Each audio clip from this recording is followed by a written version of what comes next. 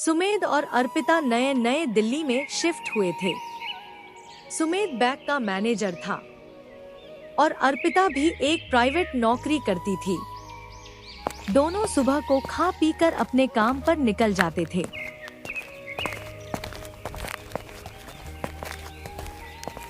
पूरा दिन काम करते और शाम को घर आ जाते थे।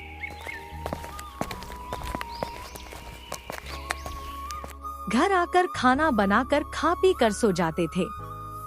ऐसे ही समय बीतता रहा। सुमेध और अर्पिता एक दूसरे के साथ थोड़ा भी टाइम नहीं बिता पाते रहे थे। एक दिन सुमेध अर्पिता के पास आता है और अर्पिता से बोलता है, अर्पिता, मैं क्या बोल रहा था, तुम अपनी जॉब को छोड़ दो। पर क्यों सुमेध, क्यों मैं जॉब को छोड़ दूं? अरे अर्पिता, देख रही हो हम दोनों अपने काम में ही फंसे रह जा रहे हैं और एक दूसरे को टाइम भी नहीं दे पा रहे हैं। वैसे भी मैं कमा ही रहा हूँ ना, तो तुमको काम करने की क्या जरूरत है? हाँ, ये तो तुम सही कर रहे हो, हम दोनों एक दूसरे को टाइम नहीं दे पा रहे हैं। पर सुमेध, काम करना मुझे शौक है, मजबूरी नहीं कि मैं अपना काम छोड़ दूं। अर्पिता की ऐसी बात सुनकर सुमेध उदास होकर वहाँ से चला जाता है। फिर कुछ देर बाद अर्पिता सुमेध के पास आती है और बोलती है, अच्छा सुमेध, मैं अपने जॉब को छोड़ दूंगी। जब तुमको मेरा काम करना अच्छा नहीं लग रहा है तो नहीं करूंगी। यार, बात काम की नहीं है। बात ये है कि जब हम दोनों एक दूसरे को समय ही ना दे पाएंगे तो ये रिश्ता किस काम का? ठीक है। ठीक है बाबा, अब खुश हो जाओ। मैं कल ही जाकर ऑफिस में इस्तीफा दे दूंगी। अर्पिता की ऐसी बात सुनकर सुमेध बहुत खुश होता है और उस दिन के बाद से अर्पिता और सुमेध एक अच्छा जीवन जीने लगते हैं। उसी शहर में एक ब्यूटी पार्लर था। उस ब्यूटी पार्लर को कोई और नहीं, एक चुड़ैल चलाती थी।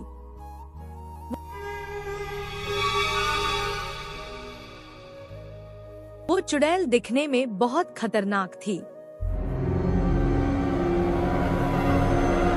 इतना दिन हो गया कोई कस्टमर नहीं आ रहा है। भूख के मारे तो मेरी जान निकली जा रही है। इधर सुमेध बैंक से घर आता है और अर्पिता से बोलता है, अर्पिता, वो जो मेरा दोस्त है ना उमेश, उसका आज एनिवर्सरी है तो उसने पार्टी रखा है और हम दोनों को इनवाइट किया है। तो तुम रेडी हो जाओ, कुछ देर में हम दोनों निकलेंगे पार्टी के लिए। ये लो सुमेध, यदि पार्टी में जाना था तो सुबह ही बताना चाहिए था ना। मुझे तैयार भी होना है और तैयार होने में टाइम तो लगेगा ना। अरे तो इसमें तैयार क्या होना है? साड़ी पहनोगी और क्या? नहीं, मुझे अभी पार्लर भी जाना पड़ेगा। थ्रेडिंग बनवाना है और हेयर स्टाइल भी करवाना है। अरे तो अर्पिता, इतनी रात को कौन सा पार्लर खुला होगा जो तुम ये सब करवाओगी? एक पार्लर है जो देर रात तक खुला रहता है। मैं साड़ी पहन लेती हूँ और बाकी सब रास्ते में करवा लूंगी। ठीक है, तब जल्दी जाओ, रेडी होकर आओ। कुछ देर में अर्पिता रेडी होकर आती है। अर्पिता और सुमेध अपनी गाड़ी से पार्टी के लिए निकलते हैं। रास्ते में दोनों चलते जा रहे थे। तभी अर्पिता को वो पार्लर दिख जाता है। सुमेध, बस यही रोक दो, गाड़ी यही है वो पार्लर। सुमेध गाड़ी को वहीं रोक देता है, पर सुमेध को वो जगह कुछ ठीक नहीं लग रहा था। ये है वो पार्लर? हाँ यही है, तुम यही रुको, मैं जल्दी से सब करवा के आता हूँ। फिर अर्पिता पार्लर में अंदर जाती है। अंदर जाती है तो वहाँ एक सुंदर औरत आती है और अर्पिता से बोलती है, हाँ बोलिए, क्या करवाना है? थ्रेडिंग बनवाना और हेयर स्टाइल करवाना है। थोड़ा जल्दी कीजिए, पार्टी में भी जाना है मुझे। हाँ हाँ, बस 10 मिनट लगेगा, आप वहाँ पर बैठ जाइए। अर्पिता कुर्सी पर बैठ जाती है आंख बंद करके। तभी वो औरत चुड़ैल में बदल जाती है। फिर चुड़ैल सब कुछ कर देती है। और अर्पिता को आँख खोलने के लिए बोलती है। जब अर्पिता आँख खोलती है तो उसका तो होश ही उड़ जाता है। वो देखती है कि अर्पिता के सामने चुड़ैल खड़ी है। चुड़ैल को देखकर अर्पिता जोर से चिल्लाती है, सुमेध बचाओ मुझे, इस पार्लर में तो एक चुड़ैल है, बचाओ बचाओ मुझे। कितना बेवकूफ औरत है रे तू, भला इतनी रात तक कौन सा पार्लर खुला रहता है।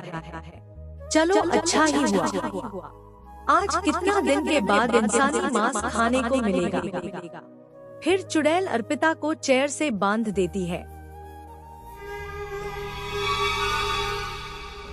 इधर काफी देर हो जाने पर भी अर्पित के न आने के कारण सुमेध बहुत परेशान होता है। ये अर्पिता कहाँ रह गई, अभी तक आई क्यों नहीं? पार्टी के लिए भी लेट हो रहे हैं। कुछ देर वेट करता हूँ, शायद आ जाए। फिर सुमेध कुछ देर वेट करने लगता है, लेकिन अर्पिता नहीं आती है। एक काम करता हूँ, मैं ही अंदर जाकर देखता हूँ कि इतना लेट क्यों हुआ है। फिर सुमेध अर्पिता को खोजते हुए अंदर जाता है। अर्पिता को खोजते खोजते सुमेध उस रूम में जा पहुंचता है जहां चुड़ैल अर्पिता को बांध के रखी थी। वहां चुड़ैल को देखकर सुमेध एकदम से डर जाता है। तभी वो देखता है कि चुड़ैल अर्पिता को चेयर से बांध के रखी है। क्या बात है, आज तो दो शिकार एक साथ ही।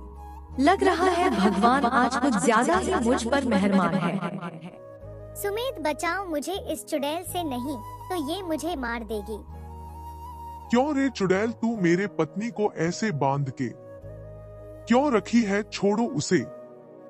सुमेध की ऐसी बात तो सुनकर चुड़ैल को गुस्सा आ जाता है और सुमेध को भी चेयर से बांध देती है। बड़ी आया पत्नी को बचाने वाला, अब देखती हूँ तुम दोनों को कौन बचाता है।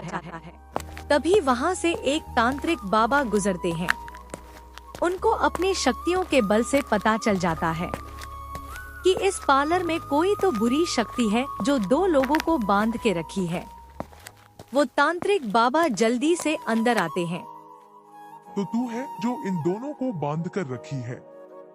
हाँ तो तू क्या कर लेगा मेरा? मैं जो कर दूंगा ना, अभी तुझे पता ही नहीं है। तांत्रिक बाबा, हम दोनों को बचा लो, नहीं तो ये चुड़ैल हम दोनों को मार के खा जाएगी। हाँ बेटा, अब मैं आ गया हूँ, तुम टेंशन मत लो, ये चुड़ैल तुम दोनों को छू भी नहीं पाएगी।